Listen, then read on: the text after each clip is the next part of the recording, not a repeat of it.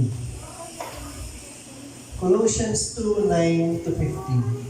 For in Christ all the fullness of the deity lives in bodily form, and in Christ you have been brought to fullness. He is the head over every power and authority. In Him you were also circumcised with a circumcision not performed by human hands. Your whole self, ruled by the flesh, was put off when you were circumcised by Christ, having been buried with Him in baptism, in which you were also raised with Him through faith in the working of God, who raised Him from the dead. 13. You were dead when you were dead in your sins and in the uncircumcision of the flesh. God made you alive with Christ. He forgave us all our sins, having canceled the charge of our legal indebtedness, which stood against us and condemned us. He has taken it away, nailing it to the cross. And having disarmed the powers and authorities, He made a public spectacle of them, triumphing over them by the cross. Tayo po ay manalangin. Makina naming Diyos, maraming salamat po sa pagkakataon na ito na kami ay makapag-aral, makapakinig ng salita. Panginoon, dalangin po namin na linisin mo nga po kami at patawarin sa aming mga kasalanan, sa aming mga karumihan. At ang iyong kaluwalhatian ang siyang mahayag sa aming kalagitnaan. Purihin ka, O Diyos, patuloy ka namin sinasamba sa pamamagitan ng pakikinig ng iyong banal na salita. Ito po aming dalangin sa pangalan ng anak na si Jesus. Lahat po yung sabi ng Amen.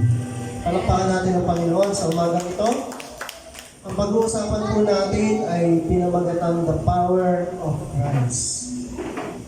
By the way, purihin ng Panginoon dahil hindi na po ako masyadong hinihingan.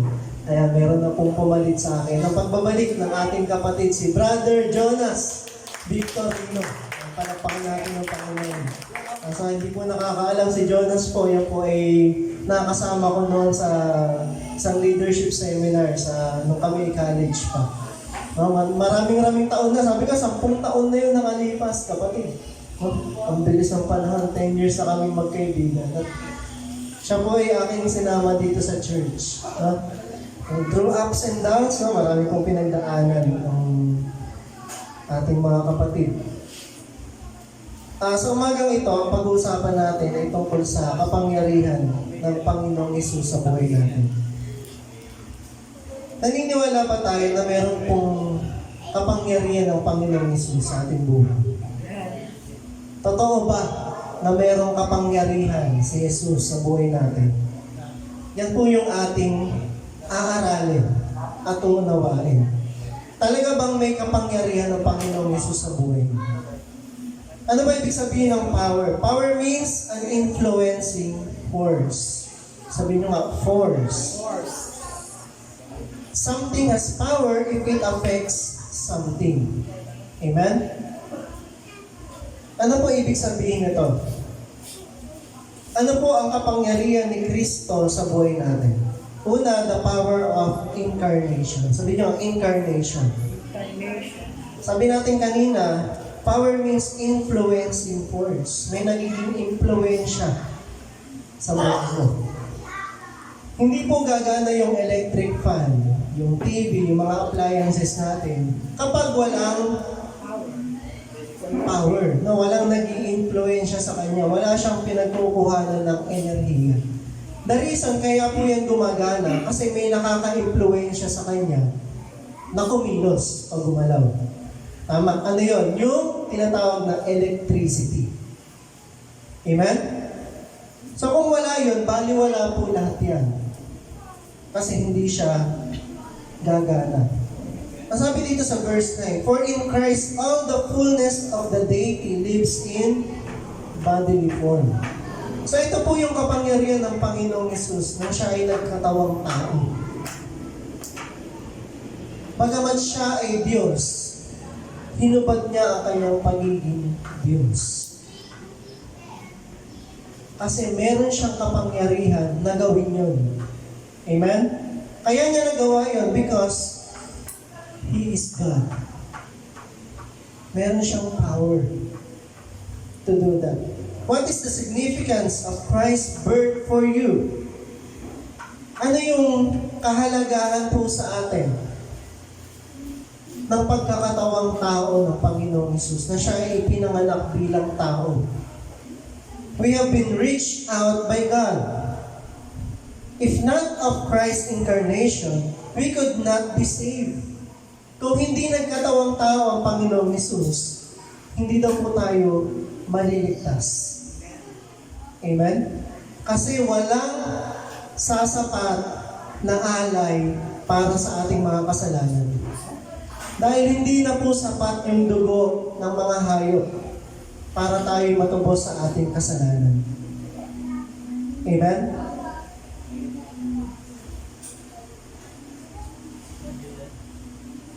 Do you know the importance of the birth of Jesus? Ayan, dahil napag-uusapan natin, dahil malapit na po ang Pasko, gugunitain na naman natin yung kapanganakan ng Panginoong Hesus. Pero sino sa atin yung talagang honestly, inaalala mo yung kapanganakan talaga ni Jesus kapag Pasko? Ano yung focus natin tuwing Christmas o papalapit na ang Christmas? Si Jesus ba talaga? Aminin natin, hindi. Ang focus natin lagi is material things. Amen? Ang inisip natin lagi, anong ihahanda ko? Anong ireregalo ko? Tama po? Ano ba yung kailangan kong ayusin sa bahay para pagdating ng mga bisita, bongga? No? Hahangaan nila ako. Okay? So hindi po natin binibigyan ng pansin yung pinakamahalagang bagay kapag darating ang Kapaskuhan. At yun ay walang iba kundi ang Panginoong Hesus at ang kanyang pagiging tao, pagkakatawang tao. Amen? Na dahil sa kapanganakan ng Panginoong Hesus, dahil sa kanyang pagkakatawang tao, tayo ay inabot ng Diyos na makapangyarihan sa lahat. Jesus needed to take the form of a man to save mankind. Dahil tao ang ililigtas, kaya po siya ay nagkatawang tao din. Amen? Hindi po niya yun iniutos sa kanyang mga anghel o sa kahit na sino pa man. Siya mismo yung bumaba mula sa langit upang tayo'y abutin. Why? For God so loved the world that He gave His one and only begotten Son, that whosoever believes in Him shall not perish but have everlasting life. Kahit pang 1,000 beses mo na yun narinig, tatanungin kita, are you born again? Are you saved? Minsan pagka may nag-evangelize, may nag-share ng gospel sa isang tao,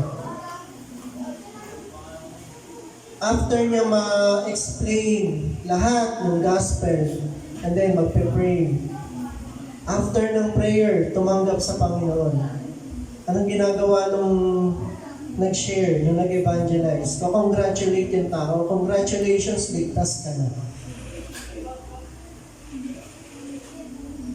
Alam niyo, sa totoo lang, hindi yung nag-share, hindi yung nag-evangelize ang dapat na magsabi na ikaw ay ligtas na.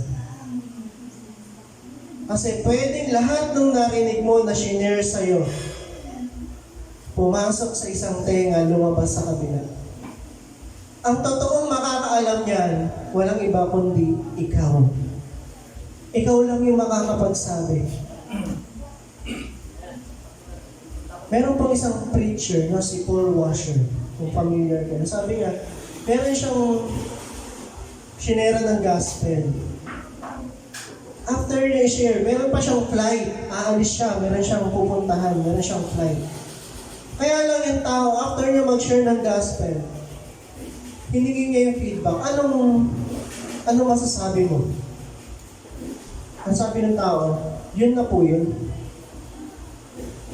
So dahil meron pang doubt dun sa tao, Nagda-doubt pa siya kung tinanggap na niya talaga si Jesus. Sabi niya, kinancel niya yung flight niya. Inupuan niya yung tao. No? Kinausap niya talaga ng mabuti. Hanggang sa dumating sila sa point, no? After so many explanations, masaka pala niya talaga naunawaan. Naiyak yung tao na kanyang binahagi na ng salita ng Panginoon. And then sa kanya lang nasabi, no? Na doon pa lang niya na-confirm na talagang tinanggap niya si Jesus. Kuminsan po, yung pong nag-share, siya yung nag-i-insist dun sa tao. O ikaw, ligtas ka na. Ikaw, Christian ka na. Ang tanong, yung bang may katawan, ay talaga bang ligtas na? Kaya kung tatanungin kita ngayon, kapatid, ligtas ka na ba? Kasi pwedeng nakaupo ka dyan ngayon. Sa tinagal ng panahon, lumipas ng ilang taon, tagal mo nang nakapakinig, no? Yung unang beses mo napakinggan yung gospel o yung good news. Pero sa tinagal ng panahon, talaga ba masasabi mo na may kapangyarihan si Kristo sa buhay mo? Siya ba yung nag-i-influence sa'yo? Ang sabi natin kanina, yung mga appliances, hindi yan kikilos nang walang nag-i-influence. Ang tanong ngayon, sino nagpapakilos sa'yo? Sinong nakaka-impluensya sa buhay mo? Si Kristo ba o ang kasalanan? Dalawa lang po. Ang puwersa na pwedeng maka-impluensya sa atin. Walang neutral. Hindi pwedeng sala sa init, sala sa lamig. Sabi nga kanina, you cannot serve two masters at once, at the same time. Hindi pwedeng pag Sunday sa Diyos ka, pag weekdays sa kasalanan ka. Amen? Huwag natin isisi lagi sa kaaway. No? Kasi ang talagang kaaway po natin ay walang iba kundi yung mga sarili natin. Kasi tayo yung gumagawa ng kasalanan. Tayo yung nagpapadala sa tukso. Amen? Ngayon nauso po yung term na mga influencers. Social media influencers. Bakit? Kasi ina-idolize sila, ginagaya. Tama? Hinahangaan. Na baka yung mga influencer na yan, sila pa yung mas nakaka-influensya sa atin. Na kung ano yung ginagawa nila, kung ano yung sinasalita nila, kung ano yung dinadamit nila, yun tayo. Tama? Pero ano ba yung sinasabi sa atin, sa salita ng Diyos? We should be in the likeness of God. Because we are made in the likeness of God. Amen? Kailangan nang makita sa atin na nag-i-impluensya sa atin si Kristo. Hindi ang mundo. Hindi ang kasalanan. Pag tinignan mo pa lang yung isang tao, alam mo na kung sino ang nakaka-impluensya sa kanya. O ano. Amen? Kapag yung tao ay under the influence of sin in his life, kahit gaano mo pa yan itago, malalantad at malalantad pa rin yan. Amen? Kasi ang sabi sa Bible, you shall know the truth. That is a biblical principle. Malalaman mo ang katotohanan. At ang katotohanan ang magpapalaya sa iyo. That is a biblical principle, a biblical truth. You shall know the truth. Ibig sabihin, walang lihim na hindi nabubunyag. Ang katotohanan ay mahahayag. Amen? Hindi mo yan pwedeng itago, kapatid. In the spiritual world, kitang-kita po ang lahat ng mga pinaggagawa natin. Sabi sa Philippians 2 verse 5 to 8, in your relationships with one another, have the same mindset as Christ Jesus. Maging parehas daw tayo ng pag-iisip or ng mindset ni Kristo. Hindi nung mga social media influencer, hindi nung kung sinong tao. Amen? Kaya maraming taong napapahamak kasi hindi yung mindset ni Jesus ang ating ginagaya. Ang ginagaya natin, yung mindset ng kapwa natin, tao din na nagkakamali rin. Who being in the very nature God, did not consider equality with God something to be used to his own advantage. Rather, he made himself nothing by taking the very nature of a servant. Anong mindset ni Jesus? Yung humility, yung humbleness, yung pagpapakumbaba. Yun daw yung dapat nating tularan. Amen? Hindi yung pagmamayabang, hindi yung kahambugan na nakukuha mo sa kung sinong tao na pinanunundan mo. Being made in human likeness and being found in appearance as a man, he humbled himself by becoming obedient to death, even death on the cross. Another thing na dapat nating tularan kay Kristo, bukod po dun sa pagiging humble o mapagpakumbaba, yung kanyang pagiging masunurin. Even obedience unto death. Hanggang sa kamatayan, sa krus. Siya ay naging masunurin sa kanyang Ama na ating Diyos. Jesus humbled himself in the likeness of a man to save us. He took off his immortality and suffered on the cross just to save us. Dahil si Kristo po, nung siya ay bumaba dito sa mundo ng katawang tao, He is 100% man and 100% God. So, paano yun? That is the mystery of God. Because He is all-powerful. Amen? At dahil siya ay tunay na tao nung siya ay narito, kasi may mga naniniwala na hindi naman nagkatawang tao talaga si Kristo. Parang niloko niya lang tayo lahat. No? Hindi talaga siya nasaktan, hindi talaga siya namatay. Di ba? Pero dahil siya po ay tunay na tao, hinubad niya ang kanyang pagiging immortal. Tinablan siya ng pako, tinablan siya ng latigo, tinablan siya ng mga pag-alimura sa kanya, talaga siya po ay nasaktan. Ano yung shortest verse in the Bible?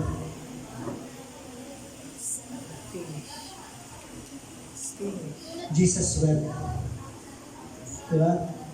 Siya ay tumangis. John 11, hindi po ako nagkakamali, 11:8 po, parang hindi ko ma-quote ngayon. No? Pero Jesus wept. Tunay na siya ay nasaktan. Tumangis. Amen?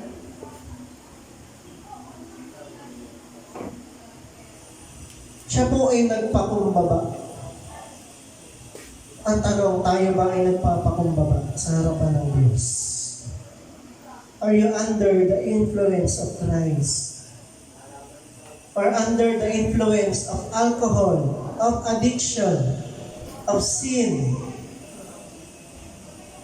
Sabi nga po natin, dalawa lang yung pwedeng maka-influensya sa iyo. It's either godliness or evil. It's either Jesus or sin. Wala lang iba pa. Yan lang yung talagang puwersa na nag-i-exist na pwedeng maka-influensya sa atin. If it is not from God, then it is from evil. Amen? Kung hindi yan para sa Diyos, hindi yan galing sa Diyos, isa lang ibig sabihin yan, galing yan sa kaaway. Kaya kapatid, ganun lang kadaling ma-distinguish kung yung bagay ba na yan ay mabuti o masama. Tanungin mo lang, galing ba sa Diyos to? Ito ba isang ayon sa kanyang salita? Kapag ang ginagawa mo ay hindi sang-ayon sa salita ng Diyos, ibig sabihin lang yan po ay ikasasama o ikapapahamak mo yan ay galing sa kaaway. John 10 verse 18, "No one takes it from me, but I lay it down of my own accord. I have authority to lay it down and authority to take it up again. This command I received from my Father." Nung nagkatawang tao po ang Panginoong Hesus at ibinigay niya ang kanyang buhay, yun po ay kusang loob niyang ginawa. Nasabi doon, "No one takes it from me, but I lay it down of my own accord."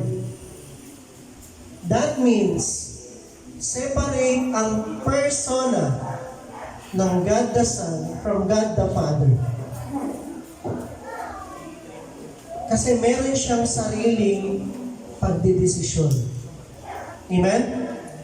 Ang sabi ng Panginoong Hesus, bilang God the Son, "No one takes it from me, but I lay it down of my own accord."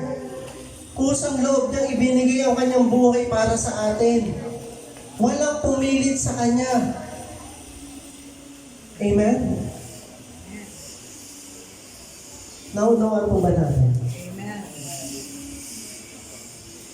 Ibig sabihin nun, kusang loob na ibinigay ng Panginoong Hesus yung buhay niya para sa iyo. Because He have the authority to lay it down and authority to take it up again. How can He do that if He is not God? If He is not all-powerful? Ikaw ba pag namatay ka, kaya mong buhayin muli yung sarili mo? No. Why? Because you are just a human. Pero ang Panginoong Hesus, dahil siya ay Diyos, kaya niya yung ibalik muli. Kaya niyang buhayin muli ang kanyang sarili. Jesus willingly sacrificed Himself to save us. He suffered pain and death just to win us. Hindi natin kayang ma-imagine yung pasakit na dinanas ng Panginoong Hesus alang-alang sa atin. Tapos binabaliwala lang natin. Amen? Hindi natin siya masyadong binibigyan ng pagpapahalaga sa buhay natin.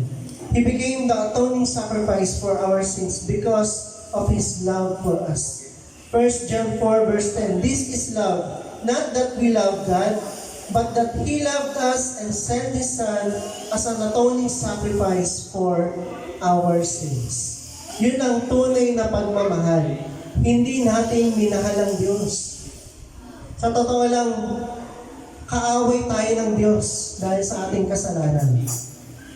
Ang Diyos ang nagpakita ng pagmamahal sa atin sa pamamagitan ng pagsasakripisyo ng kanyang anak alang-alang sa atin. Because of God's love for us, that He sent His one and only Son for us as an atoning sacrifice for us. Amen? Kasi kailangan mayroong magbayad ng kasalanan natin. Hindi mo yun kayang bayaran. Why? Because we are poor. We cannot afford our own salvation. Tanging Diyos lang yung kayang magbayad ng kasalanan natin. At ang pinambayad niya, hindi dugo ng tupa, hindi isa sa kanyang mga anghel o kanyang mga propeta. Hindi po isang propeta lang si Jesus. Siya ay anak ng Diyos. Amen? Kung ikaw meron kang kaisa-isang anak, handa ka bang isakripisyo yun para sa isang kriminal? Kaya mo bang ipamigay ang iyong anak? O, ito na lang ibayad nyo. Ito na lang ikulong nyo. Ito na lang hagupitin nyo. Ito na lang patayin nyo. Pakawalan nyo yung kriminal na yan. Kaya nyo gawin. Kung matino kang magulang, syempre, hindi. Kung mahal mo yung anak mo, hindi. Tama? Hindi mo gagawin. Pero ang Panginoong Diyos, nagawa niya para sa atin. Huwag mong isipin na deserve mo ang maligtas. We do not deserve salvation. We do not deserve Jesus. Hindi tayo deserving, kapatid. Hindi ka entitled for salvation. But God, out of His mercy and grace for us, out of His love for us, He gave His one and only begotten Son. Hayaan mong tumimo yun sa puso mo, kapatid. At maunawaan mo na hindi biro yung dinanas ng Panginoong Hesus para lang maligtas ka at magkaroon ng buhay na walang hanggan. Amen?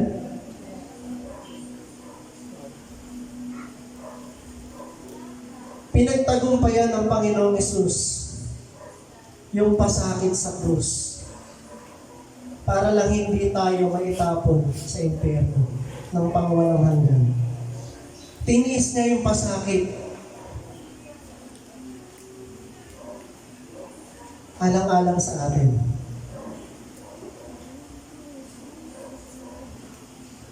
He paid our sins by His own blood. He truly experienced pain and suffering and death because He became a true man like us who feels pain and emotions. Because of His incarnation, He knows how to be a man like us. But though He became a man, He never sinned, sabi sa Bible. Bagamat siya'y nagkatawang tao, kailanman hindi po siya nagkasala. He was pure and blameless so that He could be worthy to be a sacrifice for all. Hebrews 7:26. Such a high priest truly meets our need. One who is holy, blameless, pure, set apart from sinners, exalted above the heavens. And also Hebrews 2:17-18. For this reason He had to be made like them, fully human in every way, in order that He might become a merciful and faithful high priest in service to God, and that He might make atonement for the sins of the people. Because He Himself suffered when He was tempted, He is able to help those who are being tempted. Dahil dinanas ng Panginoong Hesus, yung siya ay tuksohin, kaya niyang tulungan yung mga natutukso. Sabi po sa ating binasa. Dahil alam niya, naranasan niya yung maging tao. Alam niya yung pinagdadaanan mo. Kaya hindi natin pwedeng isumbat sa Diyos. Diyos ka naman eh. Hindi mo naman alam itong nararanasan ko. Hindi mo alam yung nararamdaman kong sakit. Hindi natin pwedeng isumbat sa Diyos. Bakit? Kasi naranasan niya na magkatawang tao. Katulad natin. Kaya kapatid, kung meron kang nararanasan sa mga oras na ito, na mga sakit, mga paghihirap, pwede mong pagtiwalaan ng Diyos. Bakit? Dahil alam niya ang pakiramdam mo. Naranasan ko rin yan, anak. Sabi ng Panginoon. Jesus humbled Himself for you. And you humble yourself for Him. Ulitin ko po. Jesus humbled Himself for you. Can you humble yourself for Him? Kung minsan tayo pa po yung mapagmataas sa Diyos. Samantalang ang Diyos nagawa niya magpakumbaba para sa atin. Pero tayong tao, tayong mortal, tayong namamatay, nagkakasakit, nagmamataas pa tayo sa Diyos.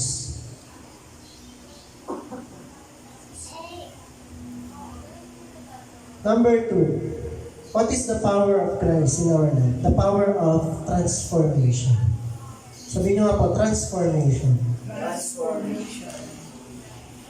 Sabi dun sa verse 11, in Him you were also circumcised with a circumcision not performed by human hands. Your whole self ruled by the flesh was put off when you were circumcised by Christ. Jesus Christ has the power to transform your life spiritually. Amen? Yung pong pagiging circumcised or uncircumcised, na yun po ay mahalaga sa mga Hudyo.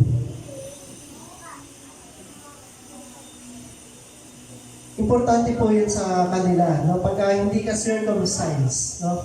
Na parang ikaw ay hindi ka tunay, no? Parang hindi ka tunay na Hudyo. Parang wala kang authority. Pero sabi dito, yung circumcision na ginawa po sa atin ng Panginoon, no? It is not performed by human hands, kundi ito ay ginawa mismo ng Panginoon sa atin. Spiritually. Hindi ka man Hudyo, hindi ka man pinili ng Diyos, hindi po tayo yung bayang pinili ng Diyos, hindi tayo mga Israelita. Pero sinircumcise niya tayo spiritually. At tayo ay ginawa niyang sarili niyang bayan.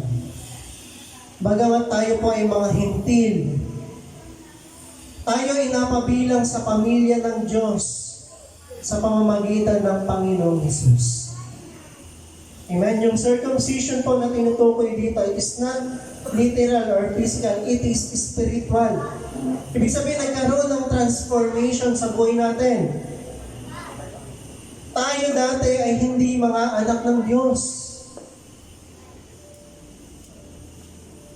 Pero hinayaan niya tayo maging mga anak ng Diyos. We became children of God sa pamamagitan ng Panginoong Hesus. Doon po nagkaroon ng pagbabago sa buhay natin. Amen? Yun yung kapangyarihan ng Panginoong Hesus sa buhay natin, yung tayo po ay baguhin. Jesus Christ has the power to transform your life. You can turn your self-ruled life to a life ruled by God. Kaya niyang baguhin yung buhay mo. Mula doon sa pagiging ikaw yung nasusunod, patungo doon sa ang Diyos ang nasusunod sa buhay mo. Kung hahayaan mo ang Panginoon na siya yung maka-impluensya sa iyo. The decision is ours to make. Kasi pwede mong pakinggan ng Diyos, pwede mo rin baliwalay ng Diyos sa buhay mo. After nito, pwede mong makalimutan lahat ng natutunan mo. Pwede ka magpatuloy sa buhay ng kasalanan. O pwede mo rin piliin na sumunod sa Diyos. Amen? The Word promotes a life ruled by self, but that is not the will of God. As early as childhood, the enemy works hard to input self-centeredness on us. Bata pa lang tayo, minamindset na tayo ng kaaway. No? Na maging self-centered. Mga bata pa lang, tinuturuan na maging self-centered. Yan po ang impluwensya ng mundo. Magpanoon pa man. Ang gusto po ng kaaway, maging self-centered ka. Ang isipin mo parati yung sarili mo. Huwag mong isipin ng Diyos. Ang isipin mo na lang lagi yung kung paano ka yayaman, paano magiging maayos ang buhay mo, paano mo makakamit lahat ng kayamanan sa mundo? Yan ang gusto ng kaaway mangyari sa atin. The power of the flesh can only be overcome through Christ who works in us. He must be willing to be transformed within. Going to church every Sunday is not the most effective way to be transformed. Doing your daily devotion to God. Yung personal relationship natin sa Panginoon, yun po, doon po nangyayari yung transformation na tinatawag. From glory to glory. Doon tayo natatransform ng Panginoon. Hindi po yung pag-attend lang tuwing Sunday. Ang tanong dyan, sino ka? Araw-araw. Ano yung ginagawa mo sa araw-araw? Yun yung nakakapagpabago sa atin. Transformation happens every day through the reading of the Word of God. Amen? Doon lang po natin ma-overcome yung kapangyarihan ng laman o ng kasalanan sa buhay natin. Kapag meron tayong intimate relationship sa Diyos. 2 Corinthians 3:18, we all with unveiled faces are looking as in a mirror at the glory of the Lord and are being transformed into the same image from glory to glory. This is from the Lord who is the Spirit. Amen? Only God can transform us to the image of His Son. Kung tayo lang hindi natin kayang gawin. Pero sa tulong ng Diyos, magagawa po natin. Amen? Tanging ang Diyos lang, yung makagagawa niyan sa buhay natin. Na tayo po ay baguhin. From glory to glory. You will surely be transformed. A changed life proves that one is indeed in Christ. Yun po yung isang pruweba na ang isang tao ay tunay na kay Kristo. Yung transformed life. Meron siyang buhay na binago. Pero kung ang buhay mo, ganun pa rin. Namumuhay ka pa rin sa kasalanan. Ibig sabihin lang yan, hindi ka patunay na kay Kristo. Amen? Kasi walang pagbabago sa buhay mo. But how can you say that you are in Christ and Christ is in you if you listen to His voice and obey His commands? John 10:27, my sheep listen to my voice. I know them and they follow me. Pansinin po natin, magkasama po yung listening and obeying. Yung nakikinig, yung tunay nakikinig, ay sumusunod. Nagpa-follow sa kanyang shepherd. Amen? Nakikinig sa kanyang salita. Yung tupa, ang pinapakinggan lang po niyan yung kanyang pastol. Kapag tinawag siya ng isang pastol na hindi niya kilala, hindi po siya susunod. Pero pag narinig na niya yung boses, yung tinig ng kanyang pastol, susunod yan. Amen? Sino ang iyong pinapakinggan? Si Kristo ba o ang kaaway o ang kasalanan? Kung kanino ka nakikinig, ibig sabihin, yun yung nakaka-impluensya sa'yo. Yun yung may kapangyarihan sa'yo. Jesus took our ugliness and made us beautiful in God's sight. Kinuha daw ng Panginoon yung ating kapangitan. Tignan mo yung katabi mo. Ibig sabihin ng kapangitan, yung kasalanan. Kasi ang kasalanan ay pangit. Hindi kaaya-aya sa harap ng Panginoon. Kinuha niya, siya po yung umako. Kaya tignan niyo ang imahe ng Panginoon Jesus. Nung siya ay nasa krus, hindi kaaya-aya, puro dugo, puro latay. Kasi pinalitan niya yun ng kagandahan. Kaya tingnan mo ulit yung katabi mo. Kaya pinaganda na ng Panginoon. Kasi kinuha niya eh, di ba? Ganun ang Panginoon, mahilig siya makipagpalit sa atin. Kinuha niya yung ating mga sugat at binigyan tayo ng kagalingan, sabi sa Isaiah. Amen? He endured the shame of the cross to give us future glory in heaven. Inako niya yung kahihiyan. Bagamat siya ay King of Kings, Lord of Lords. Diyos, hinayaan niya siya ay duraan. Alimurain, pagsalitaan ng hindi maganda, dustahin. Nung habang siya po ay nasa kamay ng mga sundalo, pinagtatawanan siya ng mga sundalo. Sinampal siya, sabi ng sundalo. Kung totoo kang Diyos, sinong sumampal sa'yo? Nung pinagkakatawaan siya ng mga sundalo, at siya ay pinagduduraan sa mukha. Again, the power of transformation. That is the power of Christ in our life.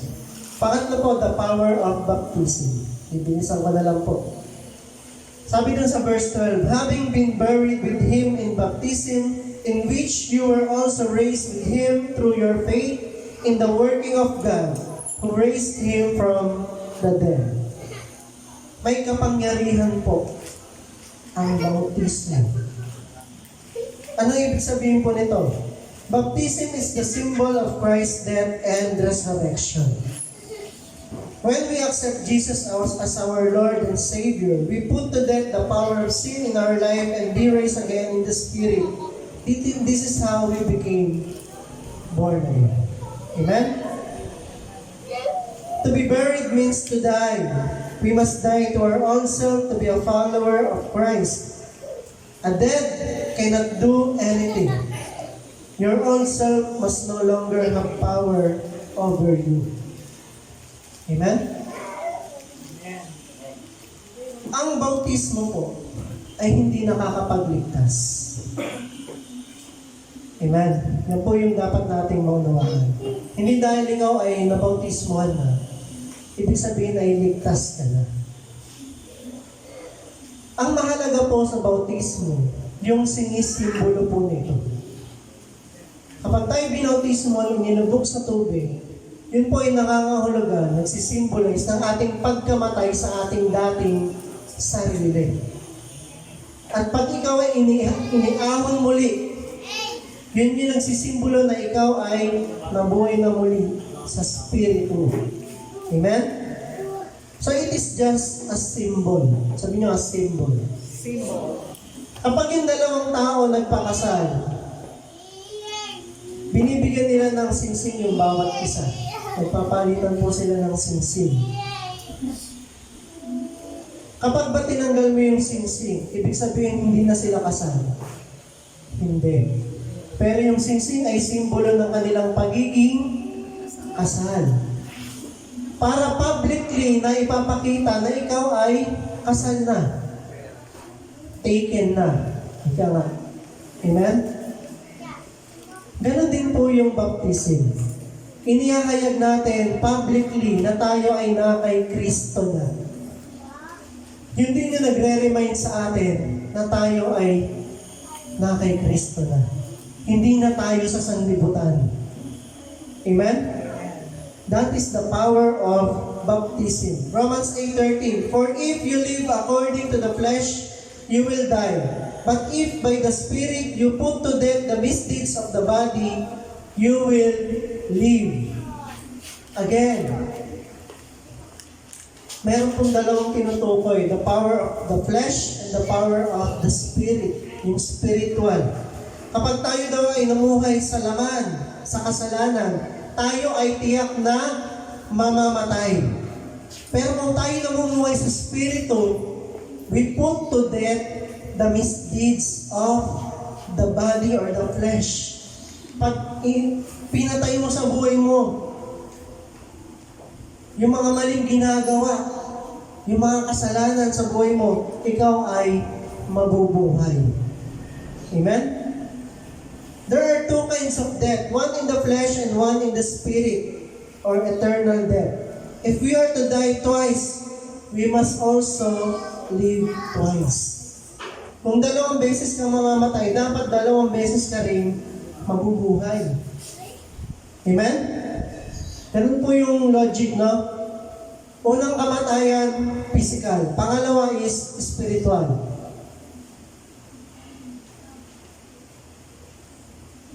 Kapag ikaw ay nabuhay lang sa physical, hindi ka nabuhay spiritually, then you will suffer eternal death. Kasi dalawang beses kang mamamatay. Bukod sa kamatayang physical, ay mamamatay ka rin spiritually. Ano ibig sabihin nun? You will be eternally separated from God. Yun po yung ibig sabihin ng death o kamatayan. Separation. Pagkahiwalay sa Diyos. Unless you are born again in the Spirit, you cannot overcome the second death, which is eternal punishment in hell. Amen? John 3 verse 3, Jesus replied, very truly, I tell you, no one can see the kingdom of God unless they are born again. Unless you are born in the Spirit. Pagpatay po yung ating spirito, yung ating spiritual. at inabutan ka ng kamatayang physical, you will suffer eternal death or eternal punishment. Anong punishment? You will be eternally separated from God. Mahihiwalay tayo sa Diyos, magpasawalang hanggan, at tayo itatapon sa impyerno. Without Jesus, there is no resurrection of the dead. There is no salvation. If Jesus were not raised from the dead, neither will we. But because Jesus was resurrected, we will also be resurrected. Amen? Dahil siya'y nabuhay na magmuli, tayo po ay mabubuhay din magmuli. Ang katunayan ng Diyos na tayo bubuhay muli ay yung pagkabuhay muli ng Panginoong Jesus. Amen? 1 Corinthians 15:17, and if Christ has not been risen, and if He has not been raised, your faith is futile. You are still in your sins. Baliwala daw ang iyong pananampalataya kung hindi ka naniniwala na si Kristo ay binuhay na muli. Ikaw ay nasa kasalanan pa rin. Ikaw ay mamamatay pa rin. Dahil meron pong mga tao na hindi naniniwala na binuhay na muli ang Panginoong Hesus. Again, yung pangatlo po is the power of baptism. Pang-apat, the power to forgive. Ito na po yung panghuli. Yung kapangyarihan ng Panginoong Hesus na magpatawad. Sabi na sa verse 13, when you were dead in your sins, in the uncircumcision of the flesh, God made you alive with Christ. He forgave us all our sins, having canceled the charge of our legal indebtedness o pagkautang. No? Yung pagkakautang natin sa Diyos. Ang ganda po ng term na ginamit. Legally, may pagkakautang tayo sa Diyos, pero may nagbayad para sa atin. So legally, tayo ay napawalang sala sa ating mga kasalanan, which stood against us and condemned us. He has taken it away, nailing it to the cross. Ito ba si Dave? Ito ba si Sarah? May utang to. Wala nang utang yan. Sino may sabi? Sino yung may authority para sabihin, ikaw wala ka ng utang. Lahat ng utang mo sa akin, cancelled na. Sino lang pwede magsabi nun? Yung pinagkakautangan mo. Kanino tayo may utang? Sa Diyos. Sabi niya, wala ka ng utang sa akin, pinako ko na sa krus. Sino pa makakapagsabi na may utang ka sa Diyos? Kung pinatawad ka na, di ba may utang pa sa ito? Sabi ni Satanas, di ba dapat mamatay ito? Hindi na. Cancelled na yung mga utang niyan sa akin. Siya lang yung may authority na sabihin niya. Amen? So, how do we realize that we have already been forgiven by God from our sins?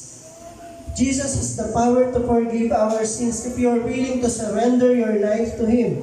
Matthew 9 verse 6, but I want you to know that the Son of Man has authority on earth to forgive sins. Ito yung kino-question sa Kanya ng mga Pariseo, mga mangangaral ng kautusan. Sino ka?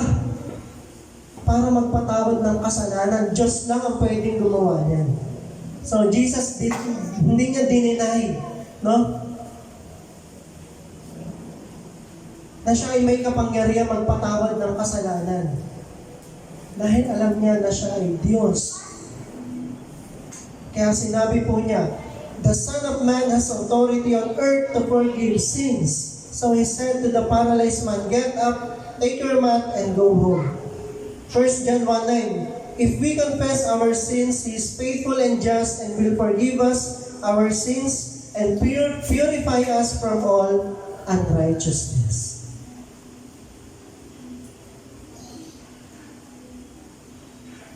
Kapatid, naniniwala ka ba na ikaw ay kayang patawarin ng Diyos sa iyong mga kasalanan?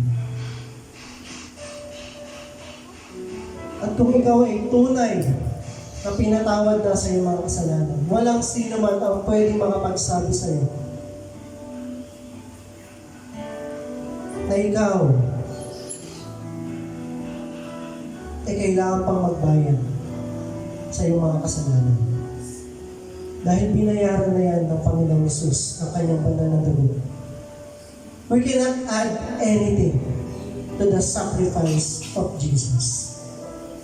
Hindi mo yung pwedeng dagdagan ng good works.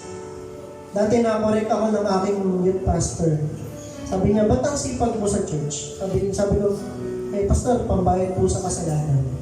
Sabi niya sa akin, hindi mo kaya bayaran ng kasalanan mo. Kasi si Jesus lang yung pwedeng magbayad ng mga kasalanan natin. Tayo pong lahat ay tumayo para po sa ating panalangin. At ating pong tanggapin na tanging si Kristo lamang ang pwedeng makapagpatawad ng ating mga kasalanan. At siya ay may kapangyarihan sa buhay natin. Know that Jesus has the power to forgive our sins. God knows your heart. He knows if you are faking. Alam niya kung niloloko lang natin siya. We cannot mock God. God loves the humble spirit. Magpakatotoo po tayo, aminin natin na tayo ay makasalanan sa harap ng Diyos. Ibaba natin ang ating sarili. Huwag natin isipin na tayo ay karapat-dapat upang iligtas. Sa halip ay isipin natin na tayo ay napakarumi sa harap ng Diyos na nangangailangan ng kaligtasan. Ihingi po natin ang tawad ang ating mga kasalanan sa Panginoon.